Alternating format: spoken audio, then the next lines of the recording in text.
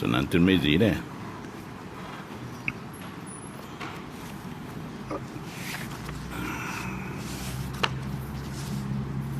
Babu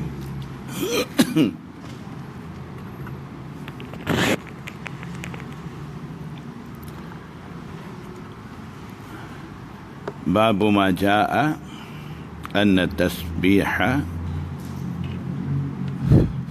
tak bunyi.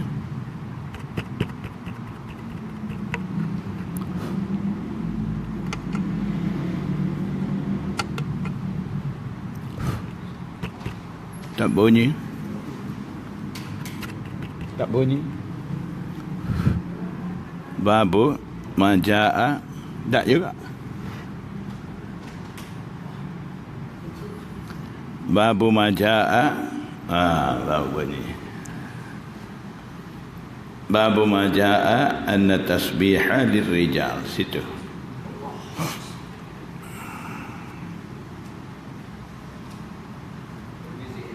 Tirmizi.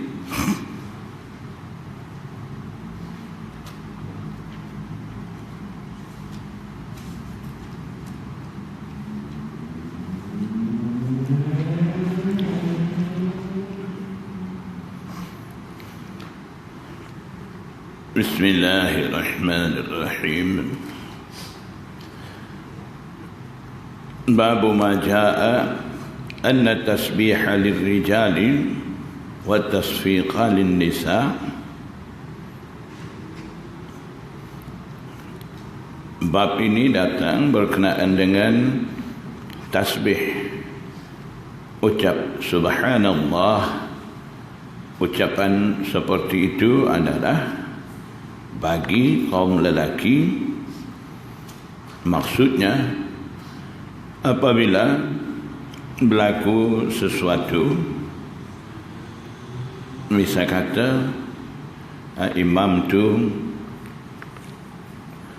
tersilap bangun pada rakaat yang kedua, selesai sujud yang kedua, rakaat yang kedua, pada dia nak duduk tasyahud, dia terlupa diri, terus rakaat yang ketiga misalan, ketika tu makmum yang ada belakang ni, dia nak bagi ingat, nak tegur dengan imam. Ketika tu bagi kaum lelaki berhak dia mengucap, menyebut subhanallah. Bila bunyi subhanallah, makmum tu, imam pun tahu ada apa-apa dia buat kesilapan dalam sembahyang, makmum tegur. Kalau kaum wanita nak bagi teguran begitu, dia boleh tepuk tangan dia, itu tasfiq. Ataupun dalam setengah riwayat at-tasfihu linnisa. Linnisa tasfiq, tasfih satu akhir dengan qaf, yang kedua akhir dengan ha, sama maksud tepuk tangan. Haddatsana Hannadun akhbarana Abu Muawiyah anil A'mashi an Abi Salihin an Abi Hurairah qala qala Rasulullah sallallahu alaihi wasallam at-tasbihu lirrijali wa at-tasfiqu lin-nisa wa fil babi an Ali wa Sahl ibn Sa'd wa Jabir wa Abi Sa'id wa ibn Umar qala قال علي كنت إذا استأذنت على النبي صلى الله عليه وسلم وهو يصلي سبح. Riwayat daripada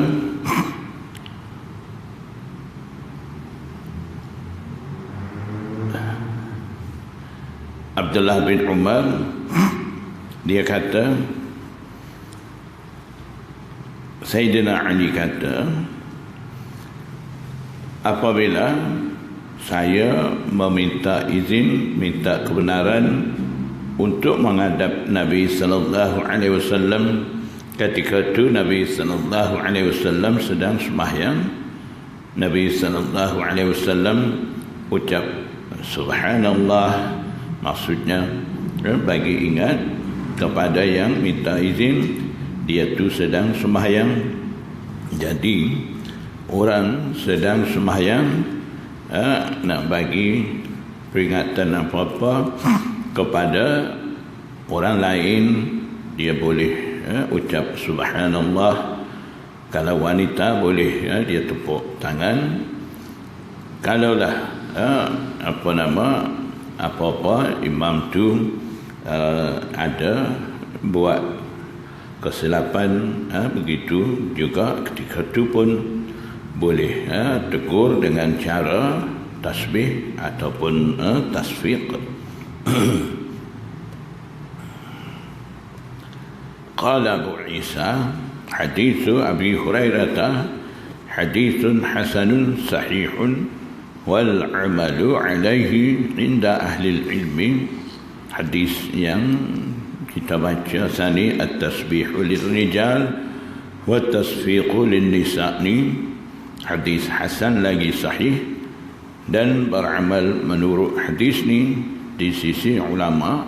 Wa bihi yaqulu Ahmadu wa Ishaqu, dan berkata menurut hadis ini ialah Imam Ahmad bin Hanbal dan juga Imam Ishaq.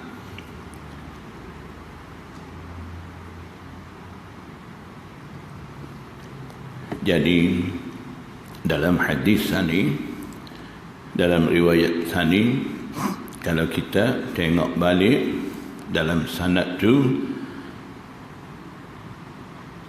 ada Abu Muawiyah, rawi dianggap seorang rawi ahlul bid'ah wal ahwa yang bukan ahlus sunnah wal jamaah. Riwayat daripada Imam A'mash.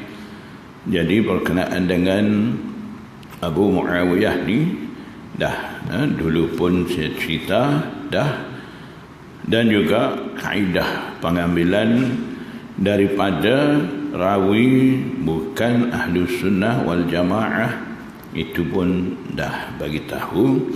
Jadi sebenarnya di sisi muhaddisin nak menerima riwayat daripada mana-mana perawi, mereka akan utamakan siqahnya rawi itu berbanding dengan pahaman dia. Jadi walaupun pahaman daripada perawi itu berbeza dengan pahaman ahlus sunnah wal jamaah, asalkan pahaman dia tidak sampai tahap kufur syirik dan dia tu perawi itu siqah, maknanya riwayat daripada perawi dianggap ahlul bidah wal ahwa pun kiranya muhaddisin terima. Jadi bagi imam-imam hadis, kalaulah Abu Muawiyah itu riwayat daripada Imam A'mash di situ mereka kira langsung tidak ada apa-apa masalah, riwayat itu memang boleh terima.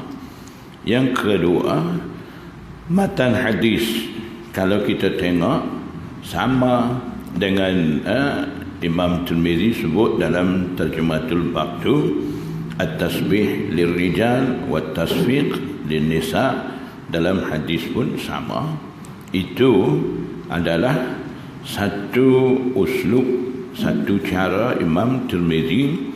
Seboleh-bolehnya Imam Tirmizi dia nak buat Tarjumatul Bab dengan menggunakan kalimah-kalimah hadis, jumlah hadis ataupun potongan hadis. Kalau tak dapat keadaan itu seperti itu, barulah dia guna bahasa dia sendiri, dia buat Tarjumatul Bab. Jadi di sini mengikut kehendak dia adakan Tarjumatul Bab, tajuk bab tu dengan menggunakan lafaz hadis. Babu ma jaa fi karahiyatit tasa'ubi fi salati. Bab ini datang menceritakan berkenaan dengan karahiyah, makruh, tasa'ub, menguap ketika sembahyang. Haddatsana Ali bin Hujr qala akhbarana Ismail bin Ja'far an al-Ala ibn Abd الرحمن عن أبيه عن أبي هريرة أن النبي صلى الله عليه وسلم قال. Riwayat daripada Abu Hurairah, Nabi sallallahu alaihi wasallam bersabda, at-tasa'ubu fi salati minasyaitani. Tasa'ub, menguap dalam sembahyang, ketika sedang sembahyang, itu adalah minasyaitani, termasuk daripada perbuatan syaitan. Fa iza tasa'aba, maka apabila tasa'aba ahadukum, salah seorang daripada kamu apabila hendak menguap, falyakzim, maka hendaklah dia menahan, mastata'a, sedapat mungkin, seberapa mampu dia menahan dulu, supaya tidak menguap.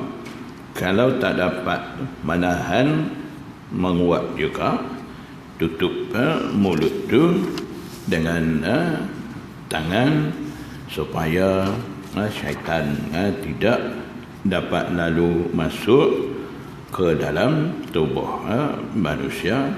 Walaupun syaitan tidak buka mulut pun, dia ada kekuatan Allah Subhanahu wa taala bagi dia boleh masuk dalam aliran darah manusia. Tapi maksud hadis ni, seberapa boleh kita menahan daripada mudah syaitan tu masuk ke dalam tubuh badan kita dan ganggu, terutama sekali ganggu dalam sembahyang. Jadi sebab tu Nabi sallallahu alaihi wasallam pesan seberapa boleh kita tahan supaya tidak menguap. Menguap ni satu tanda pemalas ataupun lalai. Jadi itu tak mau bagi wujud ketika sembahyang. Bila sembahyang nak bagi nampak kesungguhan, rajin, kerajinan, khusyuk, tawaduk dan sebagainya, sifat-sifat sembahyang yang dikehendaki oleh Allah dan Rasul. Jadi sebab itulah Nabi SAW pesan supaya menahan seberapa boleh tahan daripada menguap.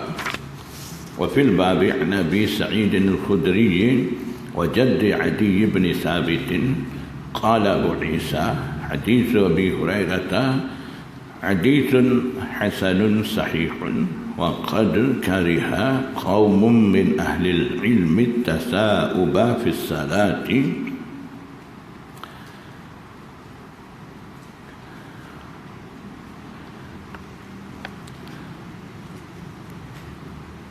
Sekumpulan ulama mereka menganggap makruh menguap ketika sembahyang. Qala Ibrahim Nakhai kata, inni la aruddu tasa'uba, sesungguhnya aku menolak, yakni mencegah menguap itu dengan cara berdaham tanahnuh. Jadi bila mai perasaan menguap, amalan Ibrahim Nakhai, ijtihad dia, cara dia berdaham supaya hilang rasa menguap itu.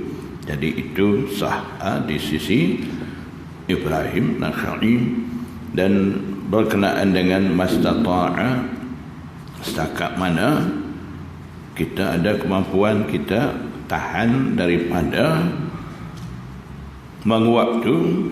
Tapi apabila tidak dapat tahan, sesalah seorang daripada kamu apabila menguap, hendaklah letak tangan di atas mulutnya. Itu ada dalam riwayatnya Ibnu Majah. Wa fi riwayat Ibnu Majah, idza tasa'aba ahadukum falyadha' yadahu fi alafihi.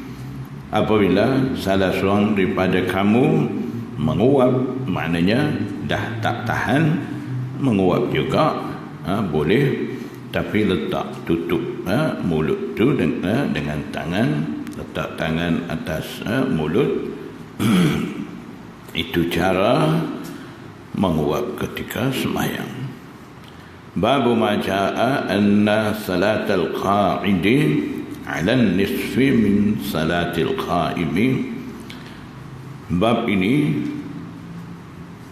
datang berkenaan dengan sembahyang oleh orang duduk sembahyang, pahala dia separuh daripada sembahyang yang berdiri.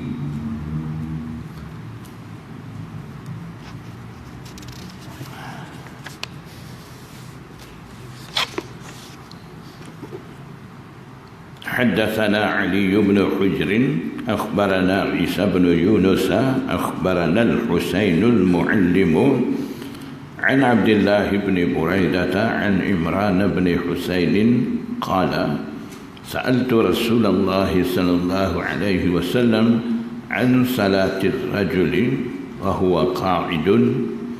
Riwayat daripada Imran bin Husain, dia kata, saya tanya Rasulullah sallallahu alaihi wasallam tentang sembahyang lelaki sambil duduk. Dia tu sembahyang sambil duduk. Faqala, maka Nabi sallallahu alaihi wasallam bersabda, jawab kata, man shalla qa'iman, sesiapa yang sembahyang sambil berdiri, fahuwa afdalu, maka ia sembahyang sambil berdiri itu adalah afdalu, ay aksaru sawaban indallah, banyak pahala di sisi Allah. Wa man sallaha qa'idan, dan sesiapa sembahyang sambil duduk, falahu nisfu ajril qa'imi, maka dia peroleh separuh pahala daripada sembahyang yang berdiri, sembahyang sambil berdiri. Wa man sallaha na'iman, dan sesiapa sembahyang sambil tidur. Na'iman maksudnya ay mudtaji'an, sambil baring, bukan maksudnya na'iman sambil tidur, tidak maksud itu. Maksudnya sambil baring, dia tidak mampu berdiri, tidak mampu duduk, sambil berdiri, sambil baring, berbaring, dia sembahyang. Fadahu nisfu ajril qa'idi, maka dia peroleh separuh pahala baik daripada orang yang duduk sembahyang. Jadi muhaddisin ada berbincang berkenaan dengan orang duduk sembahyang dapat pahala separuh daripada orang berdiri sembahyang. Itu sama ada sembahyang nawafil ataupun sembahyang fardu bagi orang yang tidak mampu berdiri. Di situ ada perbahasan di sisi a'immah muhaddisin dan juga fuqaha mujtahidin. Jadi kalaulah yang maksud dalam hadis tadi kita ambil semayang tu semayang fardu, orang tu semayang fardu, dia duduk semayang. Kalau macam tu, adakah dia tu dapat pahala daripada orang semayang fardu sambil berdiri? Jadi kalaulah orang tu semayang fardu dan dia tu qadirun 'alal qiyam, dia mampu berdiri, jadi bagi orang tu dia duduk semayang fardu tidak sah, tidak harus mesti dia berdiri semayang.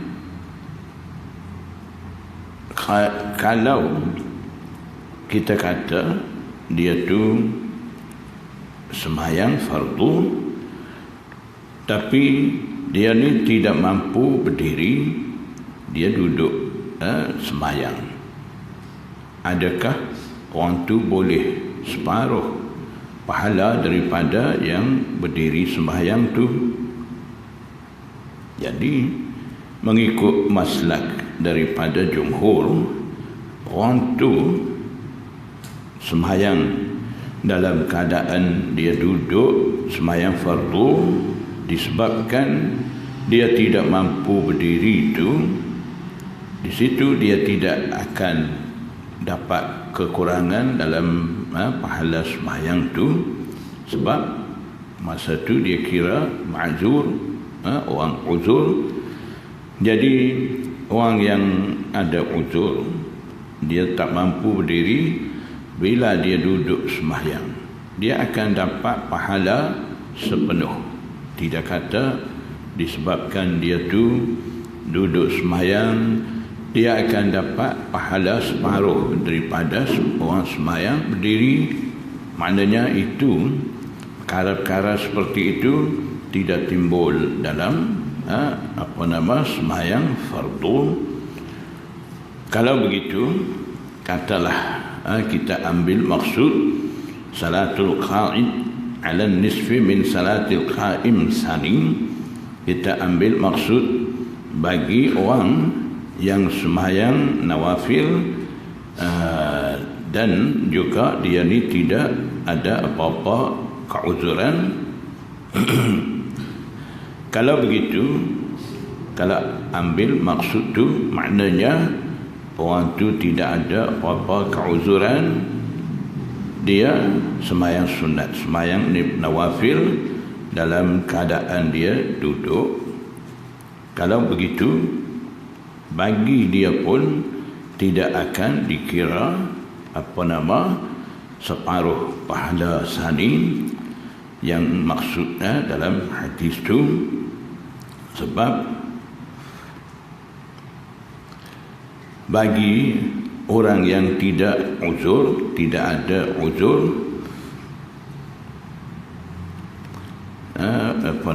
dia nak semayang duduk ataupun baring, itu tidak harus. Di sisi jumhur juga mereka galak supaya berdiri sembahyang,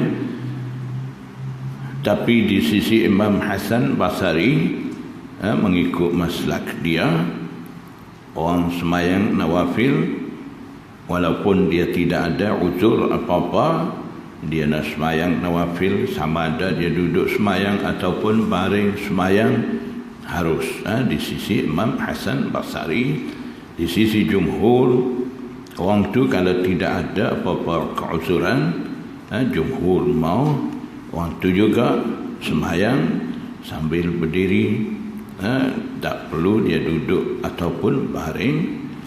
Jadi sebab tu di sini banyak timbul iskal berkenaan dengan menentukan pahala bagi orang sembahyang sambil duduk dapat separuh pahala daripada sembahyang berdiri ni, agak rumit sikit. Disebabkan itu Imam Syah Waliullah Muhaddis Hindi Ad-Dahlawi dia kata ma'zur, orang yang ada uzur, dia ada dua jenis.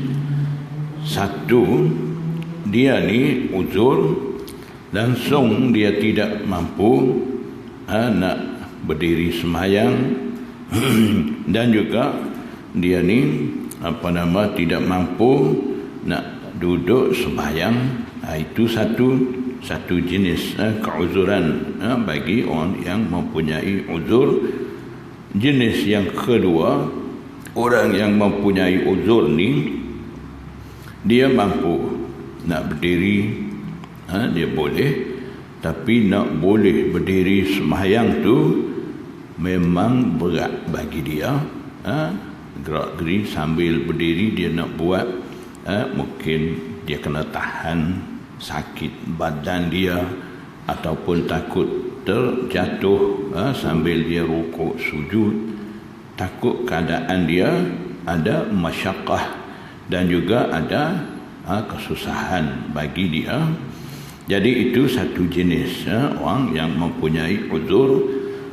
Imam Syah Waliullah Muhaddis Hindi Ad-Dahlawi dia kata yang maksud dalam hadis tadi, orang sembahyang sambil duduk dapat pahala separuh daripada orang sembahyang sambil berdiri ni, maksudnya bagi orang yang mempunyai uzur jenis yang kedua tadi.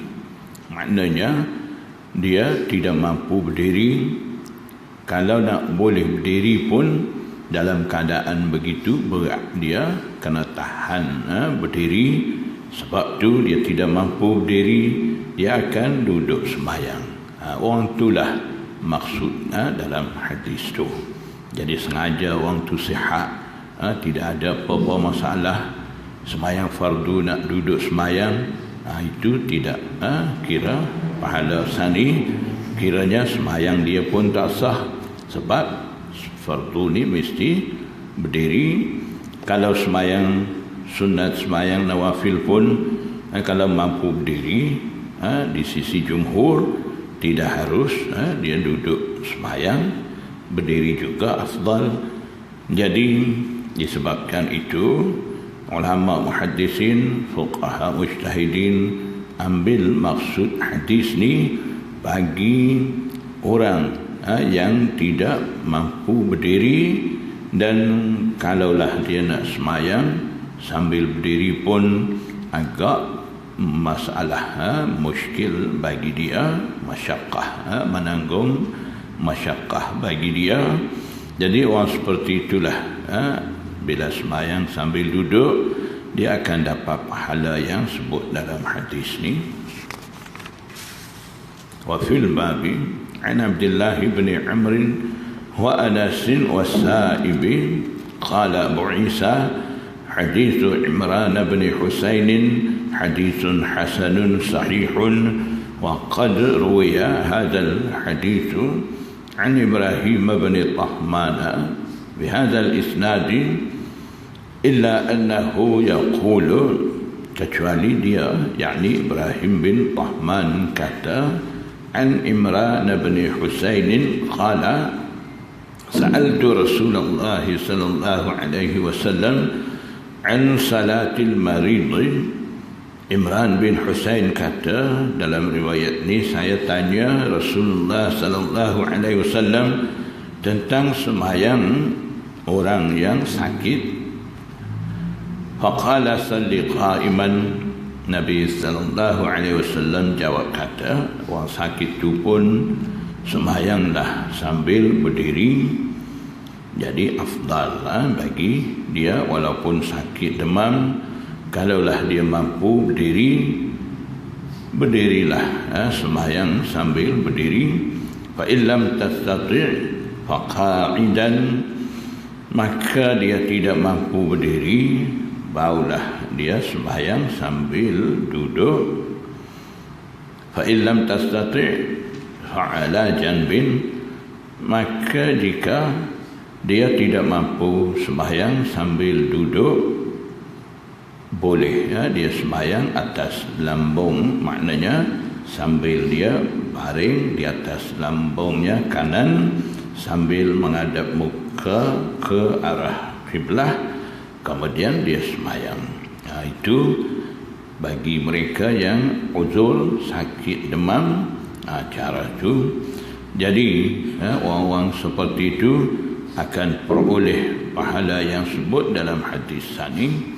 Haddatsana bidzalika Hannadun akhbarana Waqi'un an Ibrahim bin Tahmana an Husain al-Muallimi bihadza al-isnad. Ada lagi dengan sanad ni riwayat daripada Hannad riwayat daripada Waqi' bin al-Jarrah. Situ juga riwayat itu datang daripada Husain al-Muallim. Qala Abu Isa la na'lamu ahadan rawa an Husain al-Muallim nahwa riwayat Ibrahim bin Tahmana wa qad rawa Abu Usamah wa ghairu wahidin. Abu Usamah dan bukan seorang, yakni ramai riwayat daripada Husain al-Muallim nahwa riwayat Isa bin Yunus, upama riwayat Isa bin Yunus, iaitu hadis bab yang mula-mula kita baca sani sama dengan riwayat tu. Masih ada lagi orang lain riwayat.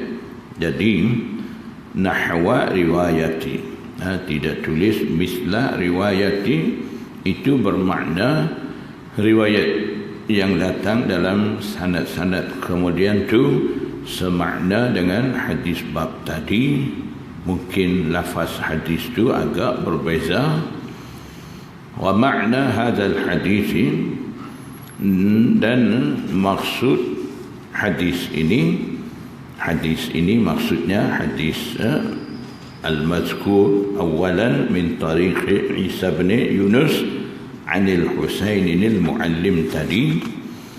Hadis itu maksud dia inda ba'di ahli ilmi, di sisi sesetengah ulama, mereka ambil maksud semayang sambil duduk boleh pahala separuh daripada orang semayang berdiri. Itu mereka ambil maksud fi salatit tatawwu'i, pada sembahyang nawafil, bukan pada sembahyang fardu. Haddatsana Muhammad bin Bashar akhbarana ibn Abi Adi an Ash'ath bin Abdul Malik an al-Hasani, riwayat daripada Hasan Basri. Qala, dia kata, insya ar-rajulu salla salat at-tatawwu'i qa'iman wa jalisan wa mudtaji'an. Katanya Hasan Basri, jika seseorang menghendaki sembahyang nawafil, sembahyang sunat, sambil menghendaki, boleh dia sembahyang sambil berdiri dan sambil duduk dan juga sambil baring.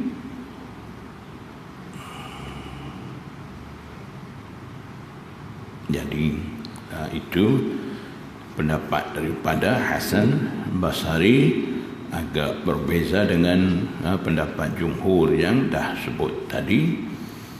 Faqala wa ikhtalafa ahlul ilmi fi salatil marid ila idza lam yastati ay yusalli jalisan. Dan ulama berbeza pendapat, berselisih faham pada sembahyang orang sakit, apabila dia tu tidak mampu sembahyang sambil duduk, macam mana cara dia nak sembahyang tu. Faqala ba'du ahli ilmi, setengah ulama kata, annahu yusalli ala janbihil aymani, sesungguhnya dia tu sembahyang di atas lambungnya kanan, baring di atas lambung kanan, iaitu sambil menghadap kiblah. Wa qala ba'duhum yusalli mustalqiyan ala qafahu. Setengah ulama kata orang tidak mampu duduk sembahyang sani, dia baring.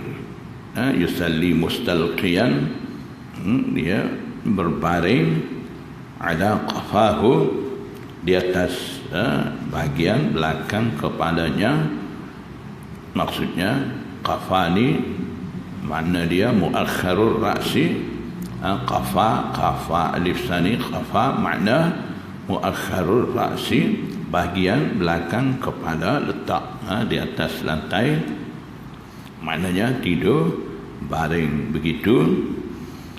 Warijlahu ilal qiblati, dan kedua kakinya lunjur ke arah kiblat. Kaki lunjur ke arah kiblat, baring, kemudian sembahyang. Tidak baring di atas lambung, baring di atas bahagian atas belakang kepala, baring biasa begitu. Jadi kalau baring biasa, kaki lunjur menghadap arah kiblat. Kalau baring di atas lambung, muka nak menghadap kiblat. Jadi macam mana boleh menghadap kiblat tu? Kita ijaz tidur baring. Wa qala Sufyan ats-Tsauri fi hadzal hadits, Sufyan Tsauri kata dalam hadis ni, maksud hadis ni, man shalla jalisan falahu nisfu ajril qa'imi. Qala, berkenaan dengan hadis orang duduk semayang peroleh pahala separuh orang semayang sambil berdiri sani. Berkenaan dengan maksud hadis tu, Sufyan Tsauri kata, qala hadza lis-sahihi wa liman laysa lahu uzrun. Ini adalah bagi orang yang sihat, sahih. Sahih, ghairus saqim, bukan sakit demam. Bagi orang yang sihat, tidak sakit.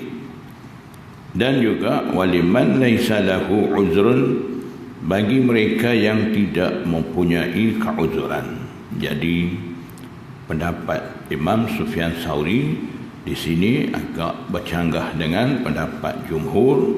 Pendapat jumhur, orang boleh pahala sani bagi orang yang mempunyai uzur, tidak mampu berdiri. Kalau boleh berdiri pun dia susah nak boleh berdiri lama bagi orang tu. Tapi di sisi Imam Sufyan Tsauri, ijtihad dia, pandangan dia dengan hadis sani, dia ambil maksud yang peroleh pahala yang sebut dalam hadis sani itu bagi orang yang sihat, yang tidak ada apa-apa uzur. Dia kalau dia tu duduk sembahyang, dia akan dapat pahala separuh daripada orang yang berdiri sembahyang. Kalau begitu, orang yang ada uzur macam mana di sisi dia? Katanya Imam Sufyan Tsauri, fa amma man kana lahu uzrun, maka adapun mereka yang mempunyai keuzuran, min maradin, keuzuran iaitu sakit demam, atau ghairihi, selain daripada sakit demam, maksudnya tak mampu, tak gerak nak berdiri, ketika tu fasalla jalisan, maka dia sembahyang sambil duduk, falahu mislu ajril qa'im, dia peroleh umpama pahala yang berdiri. Maknanya bila ada uzur, kira pahala dapat penuh, dia tidak kira separuh. Kalau orang tu ada uzur, tak mampu berdiri, bila dia duduk sembahyang, itu pahala sama dengan orang sembahyang berdiri, tidak kurang pahala dia disebabkan keuzuran dia. Kalau tidak ada apa-apa uzur, sengaja tidak sakit demam, orang tu sihat, tak ada apa-apa keuzuran, sengaja dia sembahyang sambil duduk di sisi Imam Sufyan Tsauri, kiranya sah sembahyang dia dan dapat pahala separuh, kata dalam hadis tu, bagi orang jenis buat seperti itu. Jadi itu adalah berbeza pandangan daripada imam-imam. Ada pandangan imam daripada Hasan Basri dan juga daripada Imam Sufyan Tsauri. Jadi begitulah cara Imam Tirmizi bila dia sebut hadis, kemudian dia akan kemukakan pandangan imam-imam mazhab. Jadi sebab itulah muhaddisin kata tujuan utama Imam Tirmizi membukukan kitab Sunan Tirmizi ini bayanul mazahib, menerangkan mazhab-mazhab imam-imam mazhab tu. Jadi mereka tidak singkirkan, tidak abaikan pandangan-pandangan imam-imam mazhab tu. Tidak kata mau amal Quran sunnah, mau amal hadis saja, tak perlu peduli pandangan imam-imam, tidak bawa cara tu. Jadi daripada situ kita dapat pengajaran imam-imam hadis besar seperti Imam Tirmizi. Begitu juga Imam Bukhari pun dalam kitab Bukhari dia masukkan pandangan-pandangan ulama-ulama dulu daripada dia masukkan ke dalam kitab Sahih Bukhari dia. Jadi daripada situ kita dapati imam-imam hadis terkenal dan kiranya agung di dalam umat Islam. Mereka menghormati dengan pandangan-pandangan imam-imam mazhab, alim ulama yang dah lalu dulu daripada mereka. Jadi kita ambil contoh di situ. Kita juga menghormati dengan pandangan-pandangan imam-imam mazhab dan juga pandangan-pandangan alim ulama dulu, dah lalu dulu pada kita, dianggap mu'tabar. Alim ulama tu jangan kita dengan alasan nak amal Quran sunnah kita memperlekehkan alim ulama, biadab dengan imam-imam mujtahidin. Jangan kita bawa sikap-sikap seperti itu. Sedangkan imam-imam muhaddisin terkenal, imam-imam kutubus sittah, mereka pun tidak bawa cara-cara itu. Kita ambil contoh baik daripada mereka.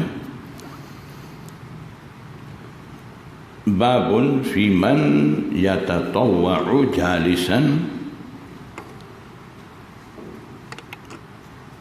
Bab ini berkenaan dengan mereka yang sembahyang sunat, sembahyang nawafil sambil duduk.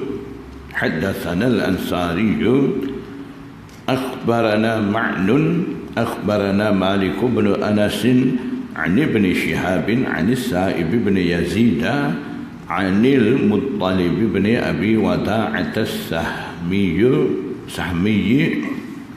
an Hafsah زوج النبي صلى الله عليه وسلم أنها قالت. Riwayat daripada Hafsah Ummul Mukminin, dia kata, ma ra'aitu Rasulullah sallallahu alaihi wasallam shalla fi subhatihi qa'idan. Aku tidak lihat Nabi sallallahu alaihi wasallam sembahyang sambil duduk.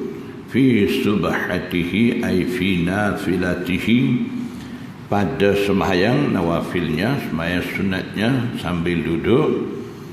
Hatta kana qabla wafatihi sallallahu alaihi wasallam, sehingga masa sebelum Nabi sallallahu alaihi wasallam wafat bi'amin setahun. Maknanya setahun sebelum Nabi sallallahu alaihi wasallam wafat, masa tu barulah Rasulullah SAW mula sembahyang sambil duduk. Sebelum tu Nabi SAW sembahyang sambil berdiri. Ketika tu setahun lagi nak wafat tu, Nabi SAW ketika tu tubuh badan dia pun agak berisi, dan disebabkan ada keuzuran Nabi SAW sembahyang sunat, sembahyang nawafil ada ketika tu sambil duduk. Jadi bagi Nabi sallallahu alaihi wasallam sama ada dia sembahyang sambil duduk kerana uzur ataupun tidak ada apa-apa uzur, Nabi SAW tetap dapat pahala penuh. Kerana uzur tu tentu dah dapat pahala baik, sama dengan sembahyang sambil berdiri tu berdasarkan hadis-hadis ni. Walaupun Rasulullah SAW tidak ada uzur sambil duduk, itu adalah dengan tujuan Nabi SAW nak mengajarkan umat dia harusnya sembahyang sambil duduk. Jadi itu juga Nabi SAW akan dapat pahala sepenuh, seperti mana orang sembahyang sambil berdiri. Fa innahu kana yusalli fi subhatihi qa'idan. Nabi sallallahu alaihi wasallam sembahyang sambil duduk pada sembahyang sunat, sembahyang nawafilnya. Wa yaqra'u bis-surati wa yurattiluha hatta takuna atwala minha. Nabi sallallahu alaihi wasallam sambil duduk sembahyang sunat, ketika tu Nabi sallallahu alaihi wasallam baca surah. Surah tu Nabi sallallahu alaihi wasallam baca dengan tartil, cukup dengan tajwid, makhraj dia, menjaga sifat-sifat, dan indahkan bacaan sehingga menjadi lebih panjang daripada surah lebih panjang daripadanya. Maksudnya, misalan Nabi SAW ketika itu baca surah Wadduha, misalan Nabi SAW baca dengan tertil, perlahan-lahan, makan masa baca surah Wadduha sani, kalau banding dengan Nabi SAW baca misalan surah Al-Bayyinah lebih panjang daripada surah Wadduha, baca tanpa tertil. Maknanya Wadduha yang surah pendek baca dengan tertil tu makan masa lebih daripada baca surah Bayyinah. Surah tu kira lebih panjang daripada surah Wadduha tu. Kalaulah baca dengan tidak tertil, walaupun surah tu panjang, yang baca pendek Wadduha kiranya masa lebih lama, lebih panjang, disebabkan dia baca dengan tertil. Jadi itulah sehingga menjadi lebih panjang. Cuba kita bayangkan surah pendek tu jadi lebih panjang daripada surah, lebih panjang daripada surah sani. Jadi surah panjang tu baca lama mana biasa tanpa tertil, baca cara hadar, agak cepat sikit. Kalau banding dengan cara tu, yang baca surah pendek sani dengan tertil tu kira lebih masa, dan seolah-olah yang baca dengan tertil tu lebih panjang. Itu cara Nabi sallallahu alaihi wasallam sembahyang sunat, sembahyang nawafil, walaupun dia dalam keadaan duduk, dalam keadaan tidak mampu berdiri, itu pun Nabi SAW baca surah perlahan-lahan dengan tertil, menjaga semua hukum bacaan Al-Quran, tidak baca dengan laju. Wa fil babi an Ummi Salamah wa Anas bin Malik qala Abu Isa hadithu Hafsah hadithun hasanun sahihun wa qad ruwiya 'an an-nabiy sallallahu alaihi wasallam annahu kana yusalli min al-laili jalisan. Ada riwayat lagi menyatakan Nabi SAW sembahyang sambil duduk pada waktu malam. Fa iza baqiya min qira'atihi qadru salasina, apabila tinggal lagi daripada bacaan Qurannya sekadar lebih kurang 30 atau 40 ayatan ataupun 40 ayat, qama, Nabi SAW berdiri. Maknanya mula-mula duduk baca surah, bila tinggal lagi sudah surah tu 30 ataupun 40 ayat lebih kurang, Nabi SAW berdiri. Faqara'a, Nabi SAW baca 30 ataupun 40 lagi yang baki itu, baca sambil berdiri. Summa raka'a, kemudian Nabi SAW ruku'.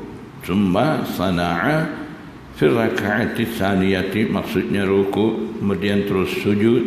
Bila bangkit daripada sujud, Nabi SAW lakukan pada rakaat yang kedua mithla dalika, upama itu. Upama apa dia lakukan pada rakaat yang pertama tadi, maksudnya bila sudah sujud yang kedua, Nabi SAW bangkit daripada sujud yang kedua tu, Nabi SAW terus duduk baca Fatihah, baca surah, kemudian bila tinggal lagi 30 ataupun 40 ayat, berdiri sembahyang.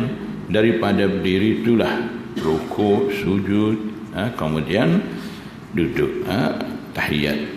Kalau sembahyang itu 2 rakaat sudahkan, faiza, itu satu cara. Wa ruwiya anhu, diriwayatkan daripada Nabi sallallahu alaihi wasallam juga, annahu kana yusalli qa'idan fa idza qara'a wa huwa qa'imun raka'a wa sajada wa huwa qa'imun. Dia sembahyang sambil duduk, apabila baca qiraah sambil berdiri, dia rukuk sujud sambil berdiri. Wa idza qara'a wa huwa qa'idun, dan apabila dia baca surah sambil duduk, raka'a wa sajada wa huwa qa'idun, dia rukuk sujud sambil duduk. Maknanya tak, sebelum rukuk tu tak berdiri macam tadi. Jadi maknanya ada 2 cara. Nabi SAW sambil duduk sembahyang, hampir habis surah, tinggal lagi beberapa ayat, Nabi SAW berdiri rukuk sujud daripada berdiri.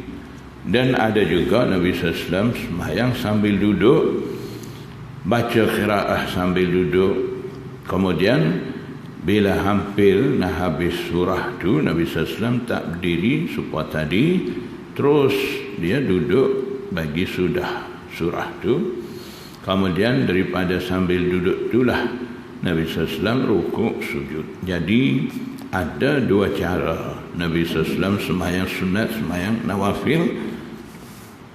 Qala Ahmad wa Ishaq, Imam Ahmad bin Hanbal dan Imam Ishaq, dua imam kata, wal amalu ala kilal haditsaini, dan beramal menurut kedua-dua hadis, ka'annahuma ra'aya kilal haditsaini sahihan ma'mulan biha. Di sisi 2 imam tu, mereka beramal dengan dua-dua hadis tu, dua-dua cara tu. Jadi maknanya sekarang 2 hadis bercanggah. Cara sembahyang sunat pada 2 hadis tu tak sama, jadi bercanggah 2 hadis. kata Imam Ahmad dan Imam Ishaq boleh beramal kedua-dua hadis tu. Maknanya dua-dua cara boleh buat, seolah-olah mereka berdua, dua imam tu melihat ataupun memandang kedua-dua hadis tu sahih dan diamal dengan dua-dua hadis tu. Itulah cara imam-imam muhaddisin, fuqaha, mujtahidin beramal dengan hadis-hadis bercanggah tu. Jadi disebabkan itu, di sisi muhaddisin mereka adakan garis panduan apabila dapati dua hadis bercanggah. Ketika itu seboleh-bolehnya usaha cantumkan, selaraskan kedua-dua hadis tu supaya dapat beramal dengan dua-dua hadis tu, tidak ketinggalan mana-mana hadis. Jadi berdasarkan pendapat daripada Imam Ahmad dan Imam Ishaq Sani, dua-dua hadis itu sahih. Jadi terkadang ada begitu, dua-dua hadis itu hadis sahih, tapi maksud daripada dua hadis itu tak sama, bercanggah. Jadi macam mana kita nak amal dalam keadaan ada percanggahan di antara dua hadis sahih itu? Ketika itu imam-imam muhaddisin, fuqaha, mujtahidin, mereka adakan kaedah. Pertama, cantum ataupun selaraskan dua-dua hadis sahih itu supaya dapat beramal dua-dua hadis sahih itu dalam istilah muhaddisin dinamakan al-jam'u bainar riwayat. Himpun ataupun selaraskan di antara dua riwayat. Kalau tidak dapat dengan cara itu, tak dapat selaraskan, tidak dapat keadaan nak boleh beramal dua-dua hadis itu, kalau dah sampai keadaan begitu, cara yang keduanya muhaddisin kata pergi kepada tarjih. Tarjih maknanya buat kajian berdasarkan kaedah-kaedah tarjih. Hadis sahih yang mana sepatutnya utamakan beramal. Jadi pilih daripada dua hadis sahih itu, yang mana satu hadis patut utamakan beramal dan satu hadis sahih lagi terpaksa ditinggal tidak beramal. Dengan cara itu, amal dengan hadis rajih, tinggalkan hadis marjuh itu. Kalau tak dapat selesai dengan cara itu, pergi kepada cara yang ketiga, iaitu nasakh. Kita kaji berdasarkan sejarah, riwayat hadis dan sebagainya. Hadis mana nasikh, hadis mana mansukh di antara dua hadis sahih itu. Amal dengan hadis nasikh yang menetap hukum dan tinggal tidak beramal hadis sahih yang menjadi mansukh, hadis yang mana dah ditinggalkan hukum daripada hadis itu. Jadi dalam bab mengkaji tarjih cara yang kedua sani, dulu pun dah saya beritahu kaedah-kaedah yang diguna pakai di sisi imam-imam mujtahidin banyak untuk menentukan hadis mana rajih, hadis mana marjuh. Mereka masing-masing ada kaedah tarjih di sisi mereka. Imam Hamdani dia sebut dalam kitab dia Kitabul I'tibar An-Nasikh wal Mansukh min al-Asar. Dalam kitab itu Imam Hamdani sebut kaedah yang digunakan pakai oleh imam-imam muhaddisin dan fuqaha mujtahidin dalam bab tarjih ni ada 50 kaedah. Begitu juga Imam Hafiz Iraqi dia tulis dalam kitab An-Nukat, ada sebut di situ Hafiz Iraqi kata kaedah yang digunakan pakai di sisi imam mujtahidin, fuqaha mujtahidin, imam-imam muhaddisin ada lebih kurang 100 kaedah. Jadi berdasarkan kaedah-kaedah tarjih itulah imam hadis buat putusan mana hadis rajih, mana hadis marjuh. Rajih amal, marjuh tinggal, amal dengan nasikh tinggal, hadis mansukh. Walaupun hadis mansukh tu hadis sahih. Jadi daripada kaedah sani kita dapat satu kesimpulan, iaitu hadis tu apabila mansukh walaupun hadis tu sahih, ketika tu tidak akan amal dengan hadis tu. Jadi kalau begitu ramai sekarang kata hadis sahih wajib amal, hadis dhaif ni wajib tolak. Itu kaedah orang sekarang. Cuba kita kaji tengok tahap mana sampai peringkat mana kebenaran dakwaan mereka. Cuba kita tengok. Kalau kita kata ada hadis dhaif, patutnya kita amal. Ada juga hadis sahih, terpaksa kita kena tinggal, tidak boleh beramal. Kalau kata begitu, maknanya bercanggah dengan kata-kata mereka. Mungkin mereka tidak dapat terima. Mereka, slogan bagi mereka ni, hadis sahih wajib amal, hadis dhaif ni tolak. Seolah-olah wajib tolak hadis dhaif tu. Jadi kita cuba tengok, memang hadis sahih ni wajib amal, tapi penyampaian daripada mereka ni tidak sempurna. Seperti mana mereka dakwah nak amal Quran sunnah, mereka berhenti sekat tu. Bagi kita amal dengan syarak ni berdasarkan adillah arba'ah: Quran, sunnah, ijma', qiyas. Mereka ambil separuh saja. Quran, sunnah, ijma', qiyas, tak ada. Begitu juga dalam bab amal hadis sahih, mereka sebut separuh juga. Mereka sebut kata hadis sahih ni wajib amal, tapi ekoran daripada tu ada lagi syarat untuk amal dengan hadis sahih tu mereka tak sebut.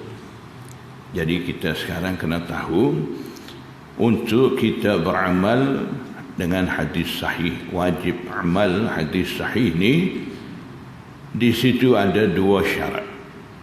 Pertama, hadis sahih tu tak boleh jadi mansukh.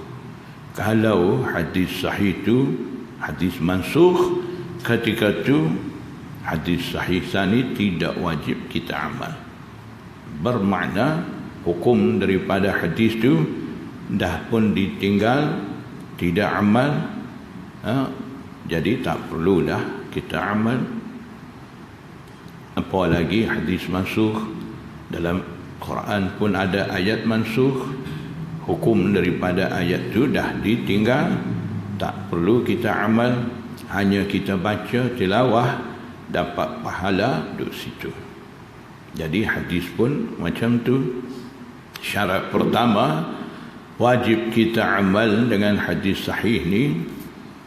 Hadis sahih itu tak boleh jadi mansukh. Yang kedua, tidak boleh ada hadis sahih yang lain bercanggah dengan hadis sahih itu. Tidak boleh ada hadis sahih yang lain bercanggah dengan hadis sahih itu. Barulah boleh amal. Kalau bercanggah macam mana? Hadis sahih bercanggah dengan hadis sahih, buatlah penyelesaian seperti mana kaedah, 3 kaedah sani. Guna 3 kaedah tu, cuba selaraskan dua-dua hadis sahih itu supaya dapat beramal dengan dua-dua hadis sahih itu. Kalau tak dapat, guna kaedah tarjih, tentukan mana hadis sahih rajih, mana hadis marjuh, ataupun tak dapat juga dengan cara tu, tentukan yang mana satu hadis sahih nasikh, yang mana satu lagi mansukh. Amal dengan rajih, amal dengan nasikh, tinggalkan hadis sahih yang marjuh dan mansukh tu. Jadi ada juga hadis sahih wajib amal, ada juga hadis sahih yang menjadi marjuh dan mansukh sani, terpaksa tinggal tidak beramal. Itu hadis sahih. Sebab tu kita kata ada juga hadis sahih tak dapat amal, dan hadis dhaif pula perlu kita amal. Macam mana jadi perlu amal tu? Hadis tu hadis dhaif, tapi yang menjadi dhaif tu tidak kerana perawi hadis tu muttaham bil kadzib, dituduh berbohong, tidak. Hanya perawi hadis tu su'ul hifz, kurang ingatan. Jadi ketika hadis tu menjadi dhaif, tidak kerana perawi hadis tu muttaham bil kadzib. Kalaulah hadis seperti itu, dhaif seperti itu, ada sokongan daripada tarik lain, hadis-hadis semakna dengan hadis tu datang dengan tarik lain, sanad lain, sanad-sanad tu ada sahih ataupun hasan, bantu menampung kepada sanad hadis dhaif. Ketika tu sanad hadis dhaif sani dia akan naik darajat hasan li ghairihi. Ketika tu kaedah muhaddisinnya bukan kata setakat hadis dhaif tu boleh amal dalam bab fadail amal, bahkan boleh lagi beramal dalam bab hukum ahkam. Yu'malu wa yuhtajju fil ahkam. Itu. Jadi sebab tu kalau kita kata hadis sahih wajib amal, tapi ada juga hadis sahih tidak wajib amal sekiranya hadis tu mansukh, hadis dhaif. Perlu kita tinggal, tapi ada juga ketika hadis dhaif tu naik darajat hasan li ghairihi, perlu juga kita ambil kira ataupun kita amal. Jadi jangan duk buat masyhur hadis sahih wajib amal, kita mau hadis sahih saja, dhaif tak mau. Seolah-olah hadis dhaif ni hadis langsung tak boleh pakai, langsung tak boleh amal. Itu satu sebaran bercanggah dengan kaedah muhaddisin mu'tabar. Jadi kita hati-hati penyampaian kita kepada masyarakat, jangan bawa kaedah-kaedah yang boleh kelirukan umat Islam tu. Biar cara kita baca hadis, bawa ilmu hadis, menepati dan juga tidak lari daripada uslub sebenar yang berdasarkan kaedah-kaedah tu. Kita bawa kau tu, barulah masyarakat umat Islam akan nampak kebenaran fahaman ilmu hadis tu, dan tidak keliru fikiran, tidak celaru fikiran, dan juga tidak akan menjadi biadab dengan alim ulama dan imam-imam muhaddisin.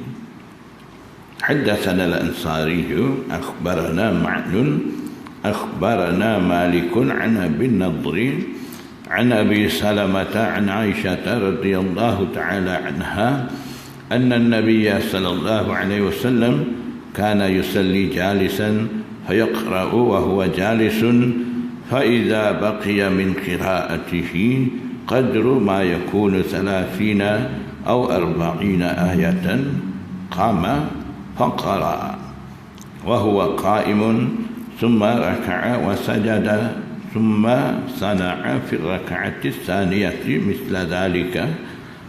Qala Abu Isa hadha hadithun hasanun sahihun.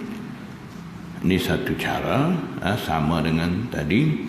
Haddatsana Ahmad bin Mani'in akhbarana Hushaimun akhbarana Khalidun wa huwa al-Hadza'u عن عبد الله بن شقيق عن عائشة رضي الله عنها قالت سألتها عن صلاة رسول الله صلى الله عليه وسلم.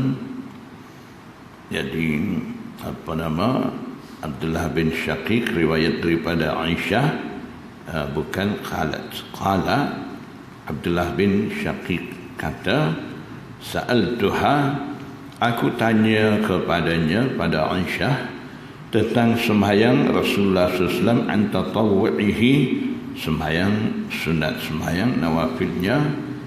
Qalat, Aisyah jawab kata, kana yusalli laylan tawilan qa'iman wa laylan tawilan qa'idan. Terkadang Nabi SAW sembahyang sepanjang malam, panjang sembahyang sambil berdiri. Ada juga sembahyang malam panjang bacaan qiraah dan sebagainya sambil duduk. Fa iza qara'a wa huwa qa'imun raka'a wa sajada wa huwa qa'imun.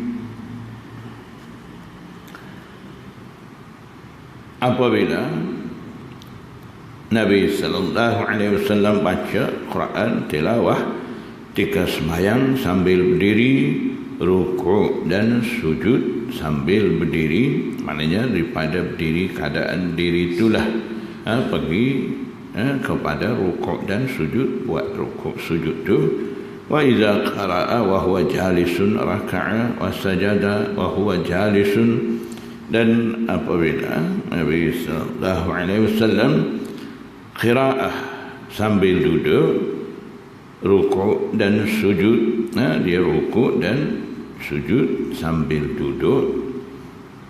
Qala Abu Isa hadha hadithun hasanun sahihun. Jadi Imam Tirmizi dia bawa dua hadis yang berlainan cara sembahyang sunat, yang mana dia dah sebut atas tadi. Waqad ruwiya 'anil Nabi, di situ bila Nabi SAW sembahyang pada waktu malam sambil duduk, tinggal lagi nak baca 30 ataupun 40 ayat, Nabi SAW berdiri. Daripada berdiri itu Nabi SAW rukuk sujud, rakaat yang kedua buat sama. Dan juga ada riwayat lain bila Rasulullah SAW baca qiraah sambil duduk, rukuk sujud juga, Nabi SAW buat daripada keadaan duduk sani. Jadi dah sebut hadis dua tu tadi, bawah ni Imam Tirmizi masukkan sanad dia, dua-dua hadis daripada Aisyah. Satu Abi Salamah riwayat daripada Aisyah, satu lagi Abdullah bin Syaqiq riwayat daripada Aisyah. Dua-dua hadis Imam Tirmizi kata hadis hasan lagi sahih. Jadi berdasarkan keputusan daripada Imam Ahmad dan Imam Ishaq yang disetujui oleh a'immah yang lain, iaitu wal amalu ala kilal haditsaini, beramal menurut dua-dua hadis ni. Maksudnya kedua-dua cara dikira sah, harus boleh buat, dan mereka anggap dua-dua hadis ni sahih dan ma'mul, diamal oleh ulama dan fuqaha mujtahidin. Dan juga harus kita juga boleh pilih cara yang mana sesuai ataupun senang bagi kita, kita boleh ikut, boleh pilih, ataupun kedua-dua cara kita nak amal itu pun boleh.